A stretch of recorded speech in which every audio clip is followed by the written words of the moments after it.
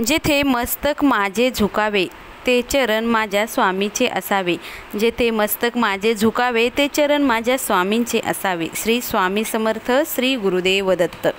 गुरुपौर्णिमेच्या दिवशी तुम्ही पण गुरुचरित्र वाचनाचा संकल्प करत असाल तर हा व्हिडिओ खास तुमच्यासाठी आहे।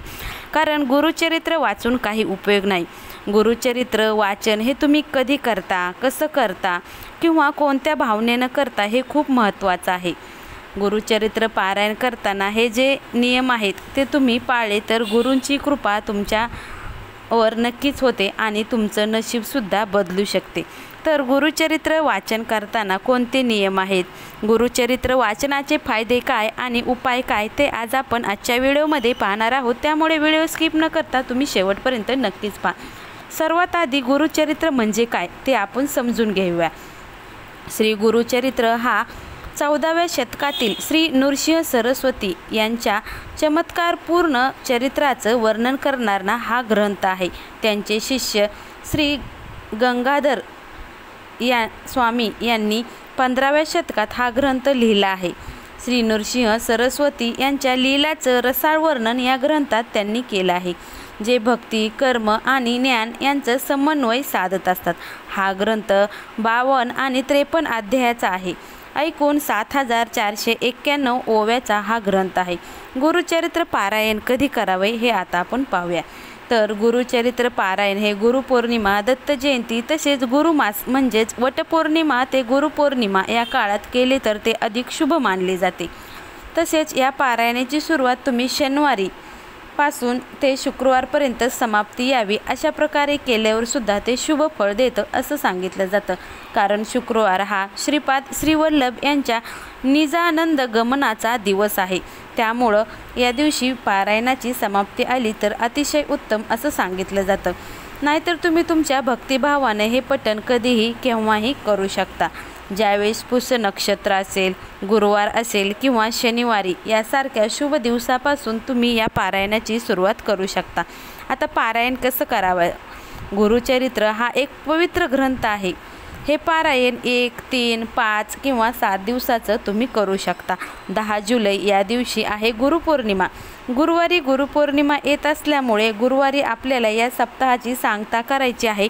अशा प्रकारे तुम्हाला गुरुचरित्र पारायण करायचं आहे। मग आता कधी करायचं तर 4 जुलै या दिवशी तुम्ही गुरुचरित्र पारायण करू शकता, म्हणजे 10 जुलै या काळात त्या पारायणाची समाप्ती येईल। तर गुरुचरित्र हा 5वा वेद आहे। या ग्रंथात ईश्वरी अधिष्ठान असल्यानं तो एक वरद ग्रंथ आहे असं सुद्धा सांगितलं जातं। या ग्रंथाला श्री गुरूंनी भक्त काम कल्पतरू असा वर दिला आहे, म्हणजेच भक्तांची जी काही इच्छा असेल ती हा ग्रंथ वाचल्याने पूर्ण होते, म्हणूनच याला भक्त काम कल्पतरू असा वर दिला आहे। 7 दिवसाच्या सप्ताहाचं पारायण आपल्याला केलं तर अतिउत्तम आहे। तर आता 7 दिवसाच्या सप्ताहाचं पारायण तुम्हाला करायचे। मग किती अध्याय वाचायचं तर शेवटच्या अध्यायात तुम्हाला किती अध्याय वाचायचं हे सांगितलं आहे। तुम्ही शेवटच्या पानावर ते बघू शकता। तर श्री गुरुचरित्र पारायण करायचं कोणते नियम आहे ते आता पाहूया। तर सकाळी आपल्याला लवकर उठून अंघोळ करून स्वच्छ वस्त्र परिधान करायचं आहे। नंतर आपल्याला दत्तमूर्तीसमोर संकल्प करायचा आहे। तुम्ही तुमचं तोंड पूर्व दिशेला किंवा उत्तर दिशेला येईन अशा प्रकारे तुम्ही बसू शकता। उजव्या बाजूला तुम्ही रिकामं आसन ठेवावे।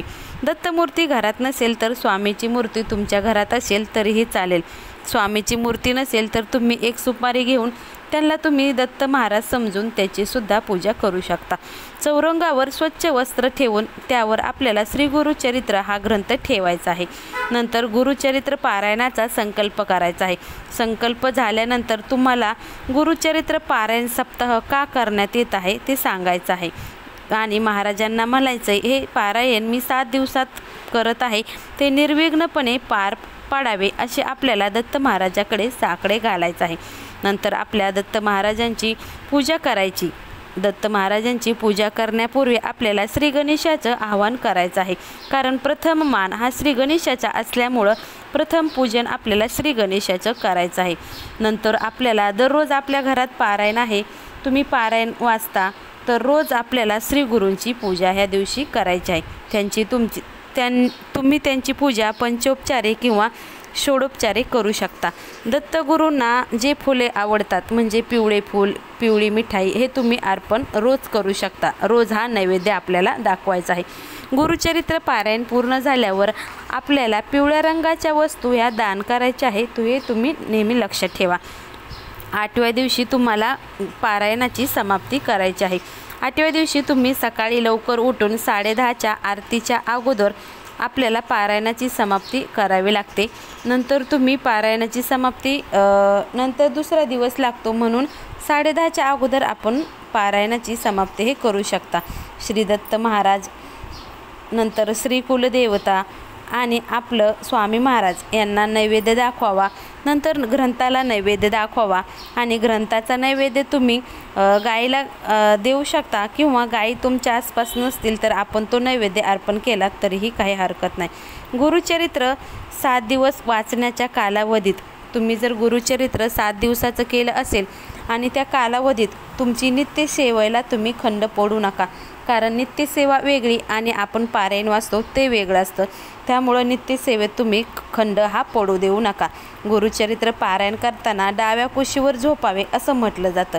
सप्ताह झाल्यानंतर तुम्ही सप्ताहाच्या सांगतेला 1 सवासनं अवश्य जेवू घाला असं सांगितलं जातं।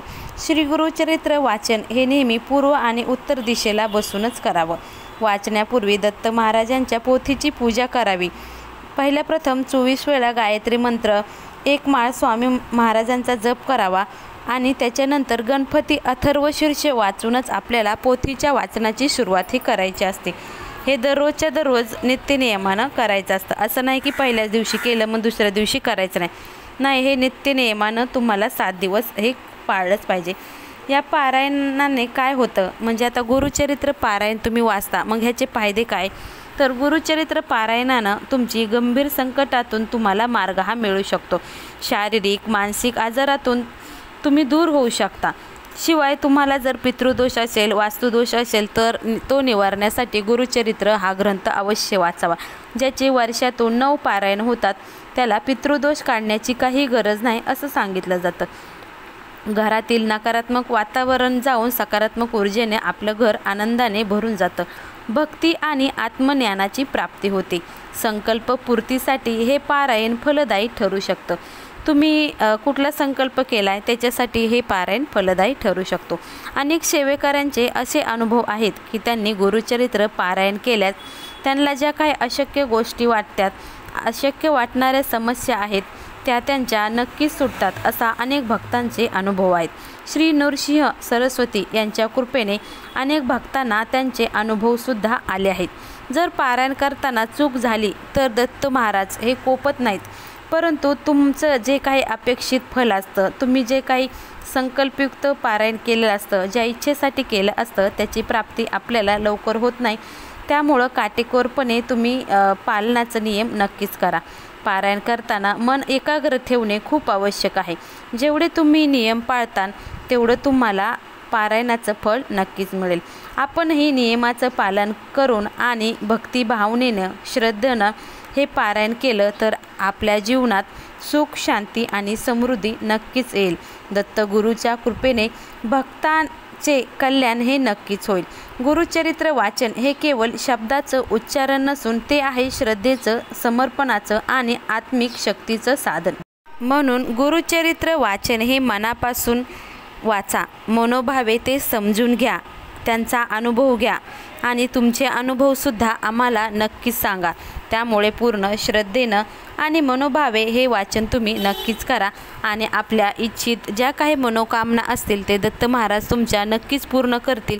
फक्त श्रद्धा आणि विश्वासाने हे तुम्ही पारायण करा, सबुरी ठेवा, तुमच्या इच्छा नक्कीच दत्त महाराज पूर्ण करतील। श्री स्वामी समर्थ, श्री गुरुदेव दत्त।